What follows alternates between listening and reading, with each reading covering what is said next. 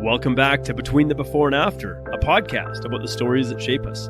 I'm your host, Coach John McLaren, and each episode I bring you an inspiring guest with a moving story that shines a light on the power of the human spirit. I'm excited to share this story with you, so let's dive in. All right, welcome back to another episode of Between the Before and After. Every once in a while, a lot of people don't know this about me, but I have a past history as a pro wrestling ring announcer. As one of the things that I did. Every once in a while, I want to pull out that voicemail. Ladies and gentlemen, introducing first on my right side, hailing from Smyrna, Georgia. I'm not sure if that's where you are right now. Yeah. Mr. Chancellor Jackson. How you doing, man? Hey, man, blessings and balance to you, John. Blessings and balance to everyone that's tuning in. Shout out to y'all. Y'all the real MVPs, for real. I love that, man. It's a pleasure to have you on the show here. You got quite a story, man. Before we dive into that, I'd just like to let people know, where are you at currently? Because then we're going to rewind the clock. We're going to figure out how you got there. Yeah. So what are you up to presently? Yeah, so I'm still in Smyrna, Georgia, where it all started. Been around the world, though. I'm still here. I was born and raised here. Had a good childhood. It was just me, my mom, and my brother primarily. And she did an amazing job raising the both of us. We had an excellent childhood. We grew up in a good community. It was really the only black community, one of the only black communities in Smyrna that's still standing to this day. We had our own clinics, schools, churches, the whole nine back in the day. But of course, gentrification and all of that started to take place. But yes, Rose Garden is still standing to this day. And we played football the vast majority of our life. So we didn't start playing. Me and my brother didn't start playing until middle school. So 7th grade for him, 8th grade for me. But we were already good kids, honor roll students. You know what I mean? So football just sharpened us and fine-tuned us even more. And we both wanted to play at the college level. So we knew we couldn't be no knuckleheads if that was our end goal. So I like that. It just, you know what I'm saying, just straightened us out even more. And played all 4 years in high school, got to play all 4 years in college down at Stetson University. It's a small Division I school in Florida. Spent 40 years down there, got my bachelor's degree in communication and media studies, and then I landed my first job teaching English to children in China after I graduated. So Smyrna, Georgia. Smyrna is another place I've heard of. Is this like a small city, big city? Because when we think Georgia, we just think Atlanta. I think is probably that's really all Georgia is Atlanta. It's Macon. What is that? Nobody worried about Macon. Savannah. Oh, ain't nobody worried about that either. So it's really just Atlanta. But Smyrna is northwest of Atlanta. You know what I'm saying? Okay. The northwest. We probably about 15, 20 minutes from downtown, no traffic. So, okay. So it is connected to Atlanta. You're just sort of on the outskirts of the city, kind of thing. Yeah. Okay. You mentioned gentrification, and it's a term that we don't even really use much here in Canada. I'm in Australia, and you said you were kind of the only black suburb in around Smyrna, and so I guess I'm kind of curious, we hear stories about South and the Southwest and all this kind of stuff, but we don't hear a lot about it. Was there still a fairly growing up a fairly clear divide between black and white, or was it? As far as areas, where areas people lived in, you can plain as day. You know where the Mexicans stay, you know where the black folks stay, you know where white folks stay, for sure. And you might find a community that got all three. You know what I'm saying? But you can tell just based on the subdivision who more than likely stays here. For sure. For sure. Fair enough. I mean, I grew up in a small town that had 2,000 people, so we're just tucked away in the middle of a province called British Columbia. So that's a far cry from the world I knew. So, you said you decided that you couldn't be knuckleheads if you wanted to play college football. Mm-hmm. And is that is university sports or college sports a way to get maybe something university paid for, get a scholarship, that kind of thing? Was that the goal? Man, I just wanted to play college football. That was just a dream of mine. And folks asked me, "What do you want to major in?" I said, "What are you talking about?" Yeah. What do you mean? They're like, "Oh, what do you want to study while you're here?" I said, "Oh."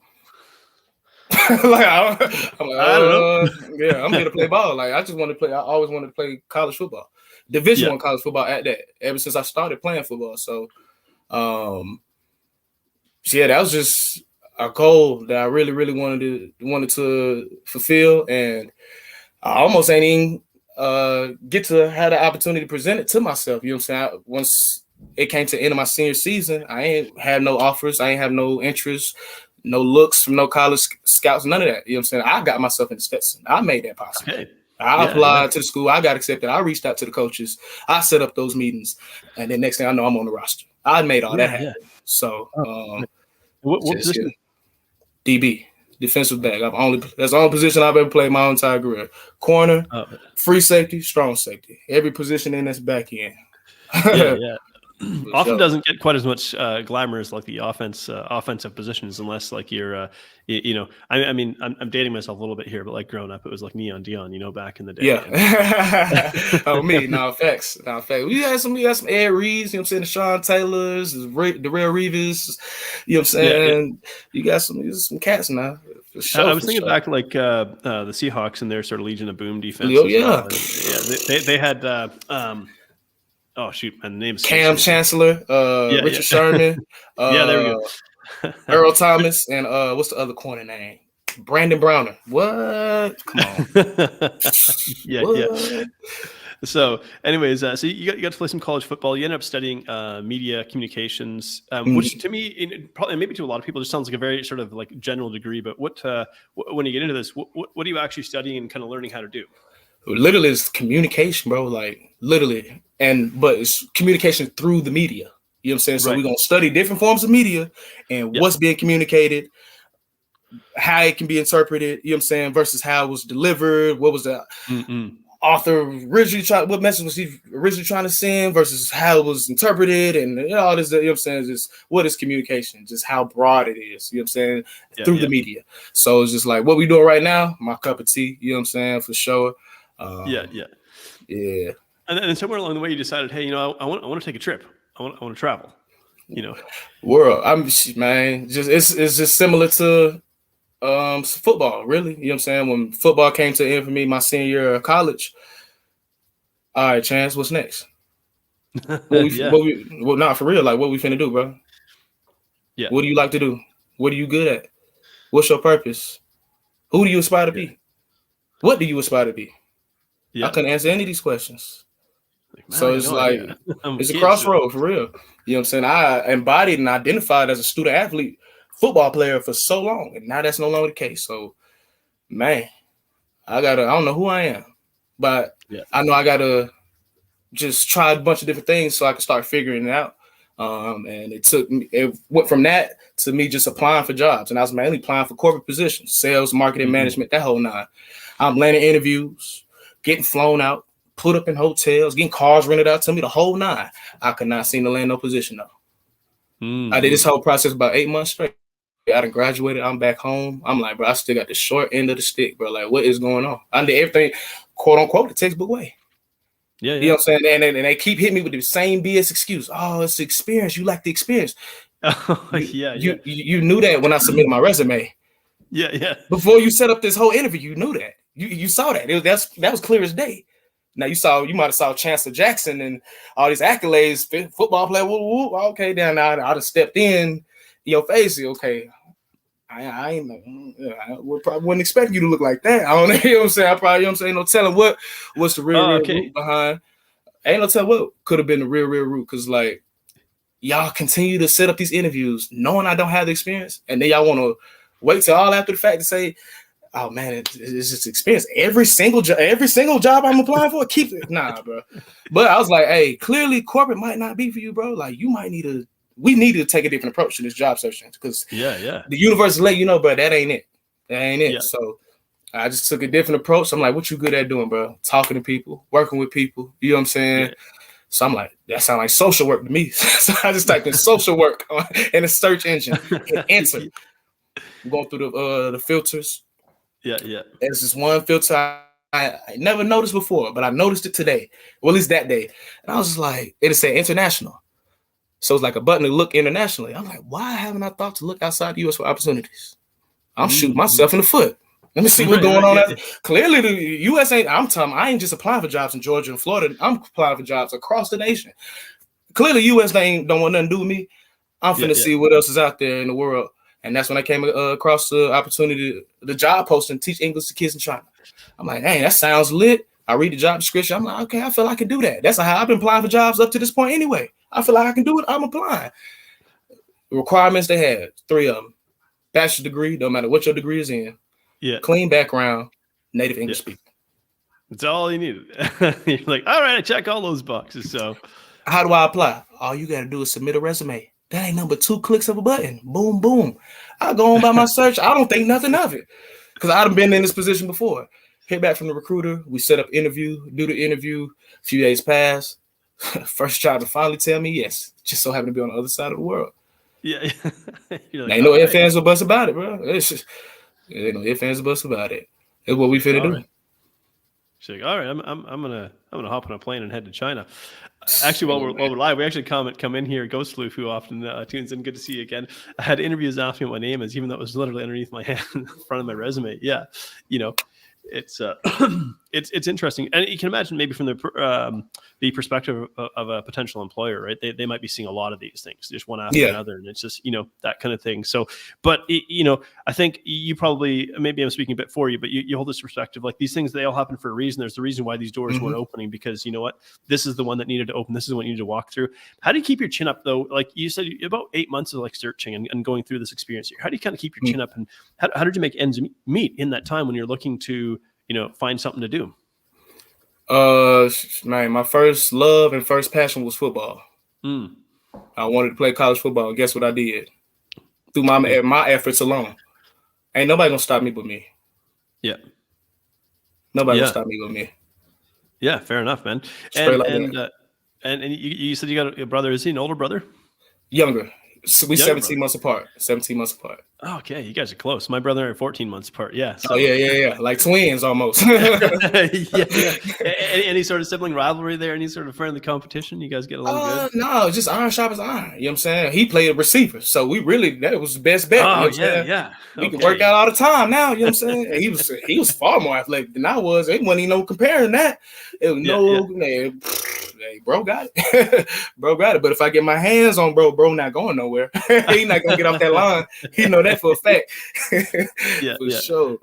Yeah. So prior to getting this job, had you ever traveled internationally, like outside of the US? Yeah, I've been to London twice and the Bahamas 3 times. So I had a little bit of experience. Nothing like China. Yeah. Like, neither one prepared. Yeah. London's a pretty cool place. Like it's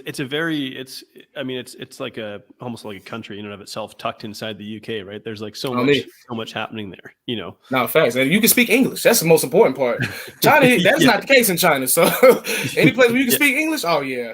Well, that's a plus right there. Yeah. So when you're getting on the plane and the flight to Beijing, I'm gonna guess is something like 12, 14 hours, was it? 15. I flew from Atlanta to Seattle, which was 5 hours. Okay. And then from Seattle to Beijing, which was 10 hours. So 15 hours in total, but 10-hour flight to Beijing. And what's kind of running through your mind when you're on this plane, like Seattle to Beijing, you're flying over the Pacific Ocean, you're thinking, man, I'm flying to China. I had a 4-hour layover in Seattle, so I went to a dispensary and got high out of my mind, and then went back to the airport and got on the plane to go to China. You're like, all right, this is how we're gonna do this, For sure. I'm like, hey, this is gonna be my last time smoking. Ain't no telling how long. Yeah, and I got a 4-hour layover in Seattle. I'm not just gonna sit in the airport for 4 hours. You crazy? Right. Yeah, I'm out of here. Yeah. And I mean, like going to a place like China, like I think like North America has had its own sort of battles with racism and whatnot. But when you go to a country like China, where it's a very homogenous population, over 90%, like roughly 90% of the Chinese population is the Han Chinese, and there's a whole series of like smaller ethnic minorities. But you're gonna stick out like a sore thumb when you get there. Oh yeah, for sure. Yeah, for sure. But with that being said, I don't mind being the center of attention. It don't matter. I could walk in the room. I'm going to attract everybody's attention, or at least energy, for even if a split second. I won't even have to say a word. I just walk into the space. So I'm used to that. I ain't even worried about that. Let me be the center of attention for sure. I'll give you something to really look at. You know what I'm saying? But it was definitely just like more just curiosity. You know what I'm saying? If anything, and me being a former football player, my physique is a little bit more defined and bulkier than the average. So folks really, and I had lots at the time, but folks folks it was all peace, love, prosperity, but though, for real though. It was just, mainly just intrigued. Like you said, it's 90% of just straight Chinese folks. They come, they see a foreigner, a white foreigner that's not really too out this world. Sure. Now they see a person of color. Oh, hold on now. Now I didn't. Hold on now. Hey, I know a lot about y'all just through the media though. But it isn't any group of people. Right. It's really just based on stereotypes. But the same way that we can sit there and point that finger at them, we can point the finger at ourselves. How in depth do we know about the Chinese and their culture? Right. Yeah. Absolutely. We just as ignorant. That's how all of us are in comparison. You know what I'm saying? When it comes to each other, unless you're just that fascinated with that group of people that you took the time out to study everything about them and learn everything about them. But who's really doing that? Not many people. So, you know what I'm saying? Yeah. That's why traveling is so important. So important. Absolutely. Yeah. I mean, and I've had the pleasure of traveling and living in about 7 different countries, and I've been to about 45 countries. And so, you lit. yeah. My wife and I, we went on this like globe-trotting adventure. You know, we didn't really know it was going to happen, but we ended up going for like 3 years, and just we basically we went from like Vancouver, so the west coast of Canada, all the way to eventually ending up in Australia, where my wife is from.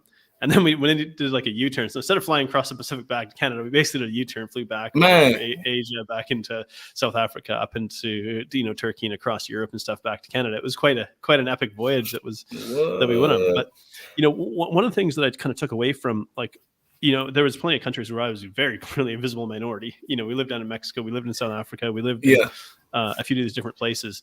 And but one thing that like really kind of struck me is like we're all just striving for the same thing at the end of the day. I'm looking for a little bit of security, a little bit of prosperity, a little bit of food, clothing, shelter, some family, all that kind of stuff. Like it was, and you're right. It was a lot of times it was a curiosity. My wife, she had like kind of like blonde, like curly, wavy sort of hair, and so that would often attract a lot of attention. In fact, I recall like one guy walking face first into like this cast iron gate, like. Bing! It's like, all right. I broke his neck, boy. You're looking too hard, ain't it? Yeah. So, but see, a lot in Beijing, and Beijing is a city of, I don't know what, 20 million people or something. Like it's just a mind-boggling number of people, and also you think about like the density of that population too. Like they're jammed into a small area. Like, something like New York is like, that's probably one of the more populous cities in the world, but it's somewhat spread out. You go to Beijing and boom, you're packed into there, and one of the things I learned about spending some time in Southeast Asia is it's like personal space wasn't really a big deal over there. And, we're like courteous and queuing and okay, I'll let you, I mean, forget this, man. I'm telling you, it's like football practice. Trying to get on that train. Yeah. But nobody takes it personally. No, not at all. You get I'm talking about rammed in the back. Like, boy, what's going on here? This man trying to catch you, he trying to get to work. Yeah, that's it. He may try to get to work, but he ain't worried about you. Yeah, and that's just kind of how it goes. It's like you kind of get jammed into this sort of herd of humanity here, just trying to function. So, what was like the most surprising thing for you when you got to Beijing? The hygiene. Yeah, their definition of hygiene is drastically different than what we consider hygienic on the west side of the world. Straight up. That was the biggest thing. Like shock you or surprise you about what you saw? They don't wash their hands. Yeah. They don't brush their teeth like that. So if they not washing their hands and brushing their teeth like that, you think they washing their body like that? Come on now. You're boosting the immune system or something like that. Hey, the fact that COVID popped off over there, it was not surprising to me. Once I got back to Mega, that was not surprising. It ain't shocked me not one bit. It did it. It did it. Yeah. Folks nasty. Yeah. And so you got this job, you're teaching English to kids. Was this did they provide you with accommodation and things, or did you have to arrange some of this stuff yourself? Well, so they put us. So I came in with like a recruiting group. So it was like 28 of us. You know what I'm saying? They put us all up in a hotel for 2 weeks, and within that 2 weeks, we was going through training for our actual jobs, and we had to find a place to live. So that was interesting, trying to house hunt, apartment hunt in Beijing. But they had real estate agents that they was partnered with. Right. We can work with, and you know what I'm saying, they show us different spots, you know what I'm saying, based on where we're going to be working at and stuff like that. So that process is pretty smooth. Yeah. So, And I think that's kind of a nice little bit of a transition there to have 2 weeks and have maybe a few sort of familiar faces in this, cohort kind of thing. So you don't feel like you're entirely alone and isolated in this entirely different world. man, no, facts. You gonna make sure, and like I said, that was 28 of us. Now it was some of us like in the group, like it was couples. You know what I'm saying? If it was a couple, it was a few couples actually. Aside from that, everybody else, but we all we got. We all we need. Yeah. Like, We family. We family. What? I'm telling Yeah. you, bonds, strong bonds for sure. Oh yeah. I mean, I know when I was in, just some of these countries and I would hear someone speaking English. I'm like, oh, bing, On me, my look, ears so your eyes get wide. I'm gonna find that person. And thanks. in Canada, I'd have like whatever. I'm not even gonna talk to you, but bing, hey, you're here. Hey, I can speak to you. My brain doesn't hurt when I try to talk. Like facts. I'm telling you, it's a more deeper reference when you're not the commonality. You know what I'm saying? You're a rare entity now. You know what I'm saying? Now the tables have turned. Oh yeah. And it's for us, at least Americans. Most Americans, at least I know, bro, have never left the country. For real. Yeah. Even left even home city. You know what I'm saying? So home state, yeah. Come on. So it's like, bro, as far as being a foreigner, they don't have no clue what the experience is like. Now they know foreigners. They've seen foreigners growing up, but as far as what it's like to be one, no, that's a whole different ballgame. Americans, we so self-centered and entitled, and the world just revolves around us. For real. No, for real. Yeah. It's bad. A bit of a wake-up call. First day in the classroom, how did that go for you? So my job, they really eased me into it. Like I had some people in my recruiting class, so as we was done with training, they was thrown straight into the fire. I'm talking about they got like 5-6 classes. I'm like, whoa, that's crazy. And I'm talking about this. None of us was certified teachers before we, you know what I'm saying, got this job. So it's like, man, just throw somebody, man. My job blessed me. They eased me into it. I'm talking about I was observing for weeks. Like I'm watching the other teachers that's already in my school teach. I'm watching how they run their lessons. And then they started working me. All right, now you going to go sit in this class. You're going to go sit in so-and-so class, but they going to do this part of the lesson, this part of the lesson. We want you to do this part. You know what I'm saying? Okay. Now we're going to just spoon feeding me until you, okay, now you can run the whole thing on your own. Now, okay, now man, that's about time halfway through. That's when I started really getting like the bulk of my classes for real. Okay, yeah. So that's a great way to do it. I know when we started teaching down in Mexico, we went in Guadalajara, like they just handed us like a curriculum with like lesson plans, like like minute by minute. Like at this minute you're going to teach this. At this minute you're going to teach this thing here, And it was all like pretty laid out for us. So there wasn't a lot of work, but then the world of teaching English, for those who haven't like taught English abroad, the world of teaching English can also be a very, very shady world. I remember traveling and having these visions of like this, I don't know, again, probably because I come from like small town Canada, everyone's nice and all this sort of thing, right? Yeah. Nice and honest, and you say hi to people and stuff like that. Turns out, the world isn't quite like that, but there's a lot of people that like they pay cash. They don't they hide the fact that you're working for them. They I remember one school like taking their passports to be like, we're gonna hold on to these. And I'm like, that's our piece of identification that like, like you're not gonna hold us hostage like that. That's not gonna happen like that.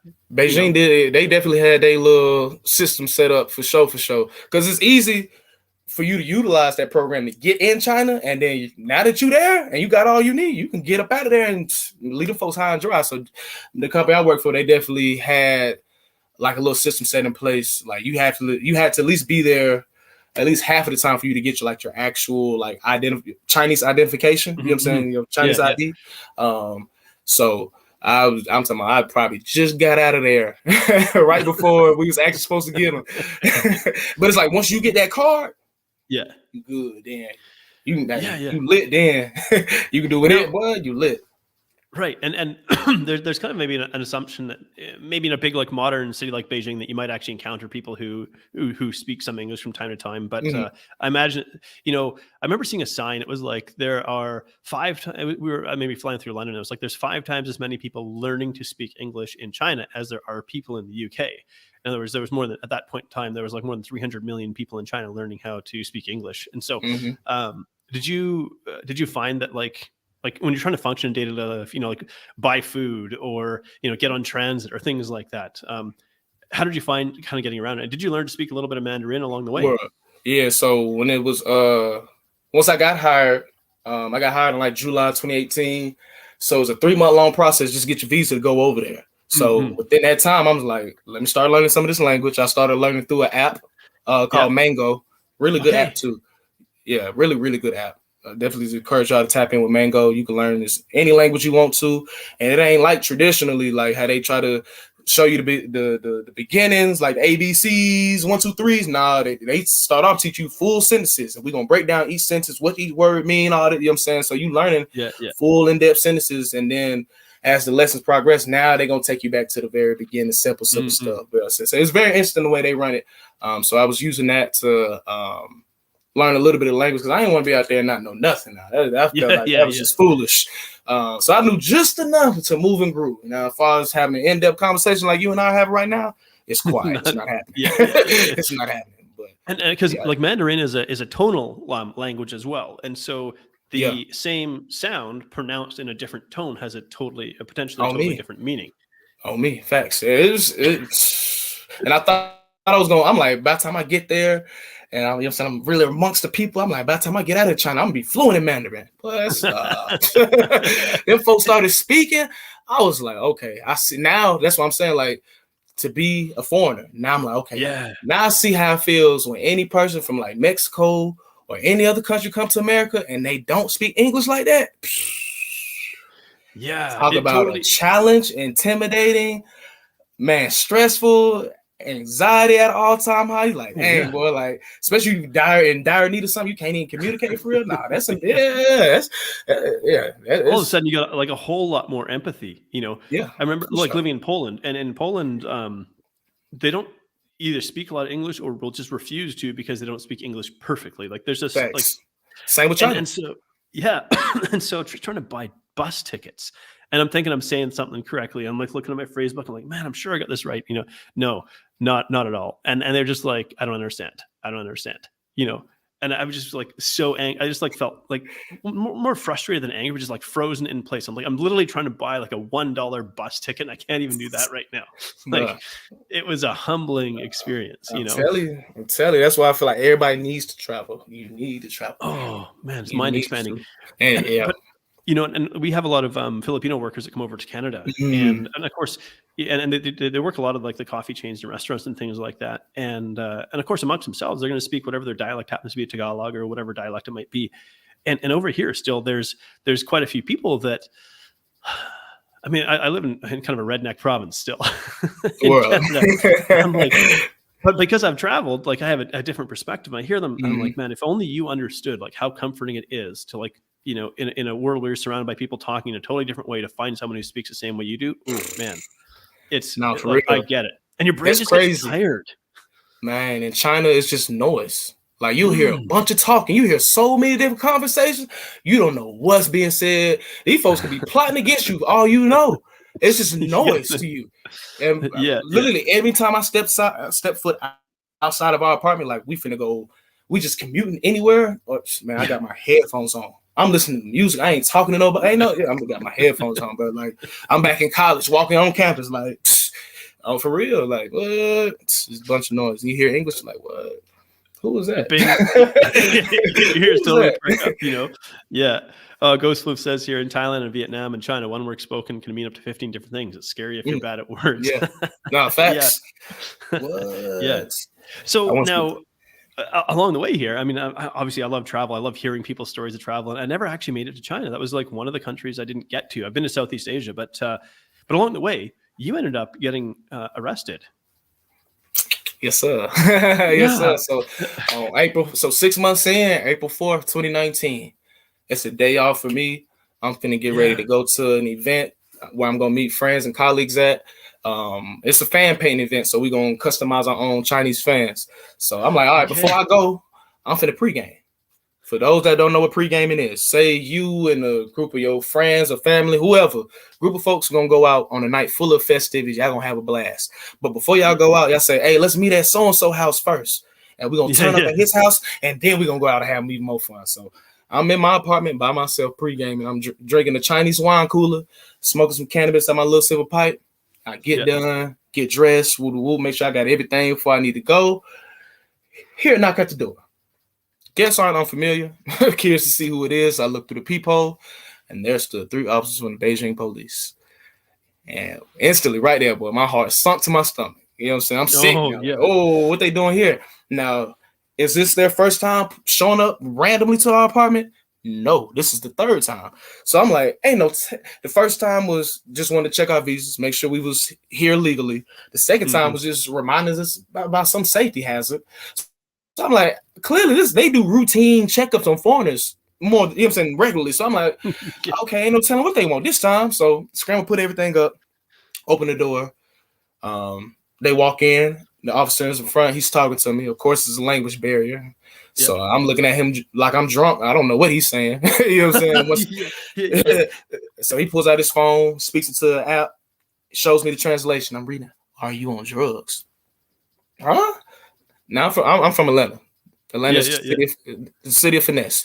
You live by the finesse, you die by the finesse. So he's, "Am I on drugs?" No, drugs. What am I talking? What cuz talking about? I don't know what he talking about. Passport? Yeah, but you might want to see my passport. You got me confused with somebody else. Family, hold on. Let me go grab my documentation. I go grab all my documentation, bring it to him to look over.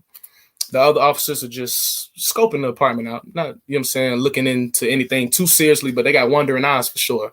Time passes. Another officer enters the apartment. He has something in his hand.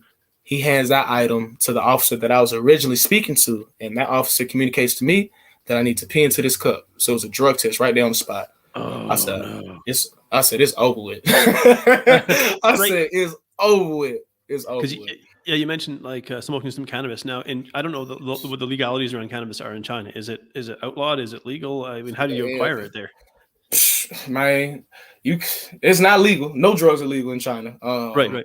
But as far as acquiring it, man, I didn't even think when I first got there, I didn't even think I was gonna be able to. I wasn't even worried about no type of drug. I'm like, you ain't gonna be able to find nothing like that. China too strict. They so strict. You ain't even gonna be able to find it. I was wrong. right. Okay. Wrong. Even like I said, I wasn't even looking for it. I'm talking about when I got to my actual school, like I was working at my college, my teachers that's been there 3-4 years. Said, "Hey, boy, you smoke?" I said, "What y'all mean?" What y'all talking about? I don't know. These folks out here smoke. They chain smoke cigarettes like it's nothing. So I'm like, nah, if that's what y'all talking about. I'm straight on that. But he's like, nah, okay, for sure. So I'm like, I didn't know it's like that. But so do the drug test. I failed the drug test, of course. By this time, it's like 8 officers in the apartment. And now they really ransacking the place. You know what I'm saying? But one officer speaks English fluently, and he's sitting there questioning me about failing the drug test. When was the last time I smoked? If I had any more on me, who I get it from? You know what I'm saying? All that. Now, like I said earlier, I'm from Atlanta, the city of finesse. If you live by the finesse, you die by the finesse. So me and the officer, we just going back and forth. Everything he asking me, first thing that come to my mind, I'm just blurting out. Mind you, I'm still high to my mind. I'm still geeked up. It's the fog of war. It's a critical hour. I'm panicking. You know what I'm saying? The moment's too big, pissing down my leg. Not really an athlete, all of that. So, but we just going back and forth. I'm just answering whatever, you know what I'm saying? First thing that come to my mind, it got to the point where I was catching myself live. So I knew he was catching me. If I'm catching myself lying, I know for a fact he's catching me lying. Right. You live by the finesse, you die by the finesse. So I'm gonna sit here finesse till I can't no more. So once he realized I wasn't gonna give him any extra information he could work with, that's when he made it clear that the charade was up, caught red-handed. They knew I had more. Well, I'm like, okay, for sure. Like my body is suddenly drenched in the coldest waters, but it's like, hey, I died by the finesse. I gotta hold myself accountable now, for sure. So I fess up to it, go show them my stash. They confiscate everything, throw the cuffs on me, send me down in the police van, and I'm just reflecting on everything that's just transpired in disbelief. That is everything that's just happened has happened, and I don't know what's gonna happen next. But I'm like, hey, just stay tuned. You know what I'm saying? We finna find out soon enough. So go to one precinct. We there like 30 minutes. Then we get back in the van. I don't know where we're going now. We get to another precinct. This one's a little bit bigger, has holding cells. They change my clothes, give me a uniform, throw me in the holding cell. for a little bit, then come get me to do my official interrogation. Now, this is dramatic within the book because they take me to the basement of the precinct, into this all white room, and walk me to this all metal chair that looks like an electric chair and open it up. And now they looking at me and I'm looking at them. We just looking at each other. And I'm looking like y'all really want me to sit my ass down in this type of chair? They like, hell yeah. So I sat my ass down. Like my chin, everything like my shins, thighs, waist, chest, and arms all in one place. The only part of my body I could move was my head. So I did my whole interrogation just like this here, locked in this chair.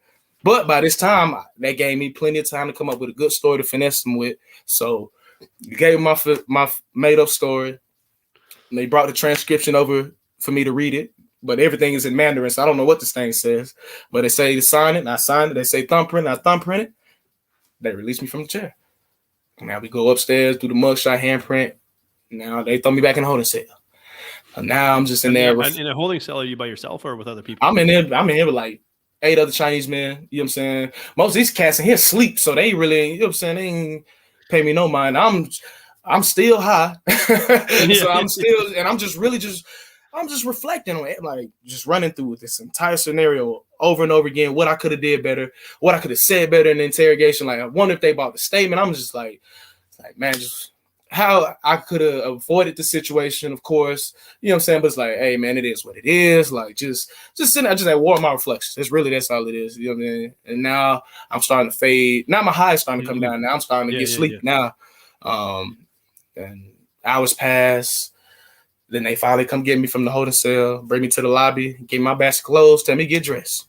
So I'm like, oh, bet. Hey, look, see, when you comply, you work with these folks, your energy is good. Hey, good things go your way. So I got dressed. I'm waiting for the next set of orders. Like, what's up? What's happening? What we finna do?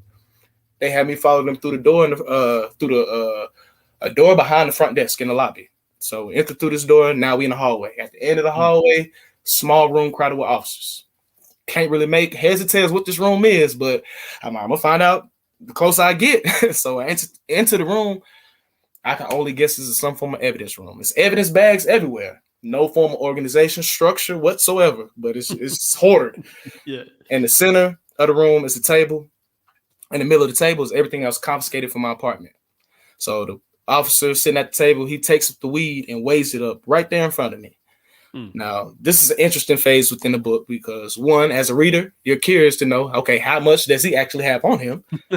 Two, when have you ever heard or seen law enforcement weigh up whatever they just confiscated from the, you know what I'm saying, the criminal they just arrested? That was like, okay, this is interesting. And two, I was curious myself. I'm like, I don't even know how much I have.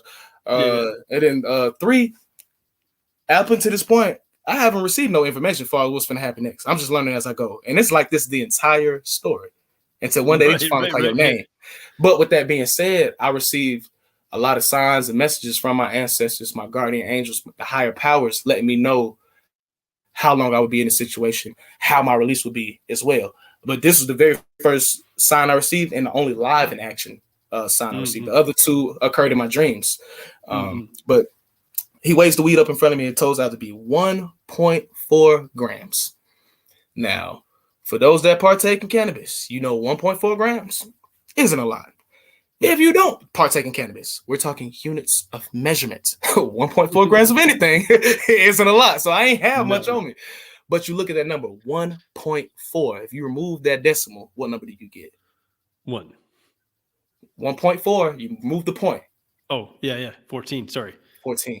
I'm rounding down in my head. But that was the very first sign I received. You know what I'm saying? Yeah. Now, did I catch it initially? Absolutely not. That thing went clean over my head. It wasn't until I wrote the book and now I'm editing it. That's when I'm able to pinpoint every, you know what I'm saying, all the subliminals that, you know what I'm saying, I received.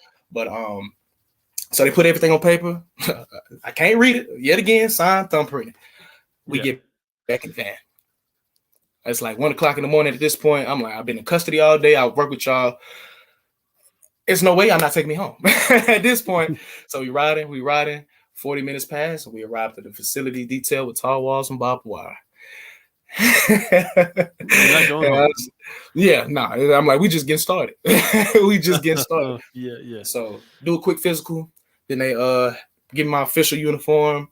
gave me a plastic bowl, a plastic spoon, and then they took me upstairs to the second floor with the menor house. We got to cell 209. It's like 4 o'clock in the morning. The CO opens the door. My psych is instantly thrown by the setup of the cell. The cell is numbered a big rectangle. I say 15 yards in length, 10 yards in width. You have about 3 steps. I say really solid 2 good steps before the beds start. And the beds are numbered wooden bunks, wooden planks, and they stretch from, let's say you take 2 steps into the cell, they start from there and they stretch all the way to the back. So it's an alley to walk down this way. It's pretty much an L like this here. Right. Yeah. So I do a head count. It's 4 o'clock in the morning, so people are sleeping. Well, I describe the people sleeping as a slumber party in the book. It looks like a slumber party to me. Yeah. So I do a head count. Including me, it's 15 of us in this cell. I count the beds, 9 beds. I'm like, well, that explains why it looks like a slumber party. Across from the slumber party are 2 Chinese inmates standing up against the wall, wide awake, watching the rest of those people sleep. So, of course, with us only being a few people up, we make eye contact. Now, the last thing these people expected to see come walking through this door is this brother with locks. Right. Last thing I expected to see was 2 Chinese motherfuckers watching the other Chinese motherfuckers sleep. So we just got this awkward moment of just like eye contact here? On me, trying to make sense of like, what's going on in here? The bathroom is to the left. It's its own separate room, but all the walls are made of glass, so everybody in the cell can see inside. You got a sink, a squat toilet, so pretty much a hole in the ground you got to squat over, and a shower with a water hose with a shower head duct tape to it. Black moat coats the walls. You got gnats and flies and insects and stuff flying around. It's not the most sanitary place to say the least. Yeah, no kidding. So I approached the slumber party, trying to find a spot to lie down. One of the inmates I was taking watch wakes 2 people up to make room for me, and they do. They had me set my bowl and spoon in the cubbies that's underneath the bunks, and I lay down between these 2 Chinese dudes with my hands on my chest just like this here, and I'm standing at the bright light on the ceiling. And that's when reality fully kicked in. That's when reality prison. Yeah. Man, you in here now. Man, nothing's been explained to you as far as how this thing finna work. Nobody knows you in here. Hey, boy, it ain't looking too good right now. It ain't looking too good, but hey, we got to hold ourselves accountable. We can't blame nobody for us being in this predicament but us. So it is what it is. We got to, however long we got to be here, and we're going to take that to the chin. Now, moving forward, what needs to take place for you to get up out of here? Well, people got to realize you're here first. So what needs to happen in order for that? Well, you were supposed to meet friends and colleagues at that event today that you didn't show up to. I'm sure they called you and you ain't answer. Is that a red flag? Nah. It's weird, though. Now, when you don't show up for your classes Saturday and Sunday, all hell's breaking loose, because now they got to find somebody to cover all your classes last minute. One of those colleagues that I was going to meet at that event, me and her worked in the same school. So I didn't show up to that event, and they called and answered. Now I ain't showing up for work. And they called and I still ain't answered. Something's wrong. So that was 1. I'm like, all right, boom. 2, I'm like, I had a girlfriend at the time that still lived in America. When I don't respond to her messages, all hell's breaking loose. So I'm like, I know I'm gonna have to at least sit through the weekend before I become missing on people's radar. So right. Till then, hey, we're gonna have to take it step by step, and come Monday, hopefully the search for me will begin then. You know what I'm saying? So it's me just being aware of the situation, holding myself accountable, and just taking it step by step. But man, I was locked up 24 hours a day, 7 days a week, 15 minutes in one cell, 9 wooden beds, 3 soups a day, and literally all I had was that 1 Tupperware bowl and that 1 plastic spoon. And you just learn to coexist. Did anybody in your cell speak English at all, or? So the first 3 days, I'm the only foreigner, only English speaker in my cell. So the first 3 days, first 3 chapters is no communication. Only time people are communicating with me is in regards to the weed. The officers interrogate me about the drugs. That's the only time these folks talking to me. Aside from that, it's quiet. I don't know what it's quiet. It's just a lot of me just reflecting, observing what's going on, and just my perspective from it. You know what I'm saying? Just now me just reflecting on everything. But on day 4, chapter 4, I moved to a new cell, and I'm amongst 3 new foreigners. One is a Russian from Russia. He only speaks Russian and Mandarin. Big dude. I'm talking he like 6'3", 240, 250. Big cat. I'm talking about, I called him Rhino. Throw it off, boy. But boy, crazy, no cap. You had Chinese American from California, and then you had a Brazilian from Brazil. You know what I'm saying? So Chinese American and the Brazilian, they both fluent in English and Mandarin. So not only can I communicate with 2 English speakers, I can communicate with everybody in the cell now because I have translators. So now you learn about all these new characters, all the Chinese folks I was locked up in the cell before. 2 of them moved to this new cell with me, so we get to learn more about them. I've been locked up with these folks for 3 days and ain't been able to talk to them. So it's just learning all about, you know what I'm saying, about China, the culture, how the law enforcement work, how the prison system work, just it's all this, and then just all from my lens, you know what I'm saying? And then I ain't make contact till day 7. So whole weekend I was finally make contact with the outside world. I ain't meet with my embassy till day 10, chapter 10, but there wasn't nothing they could do for real.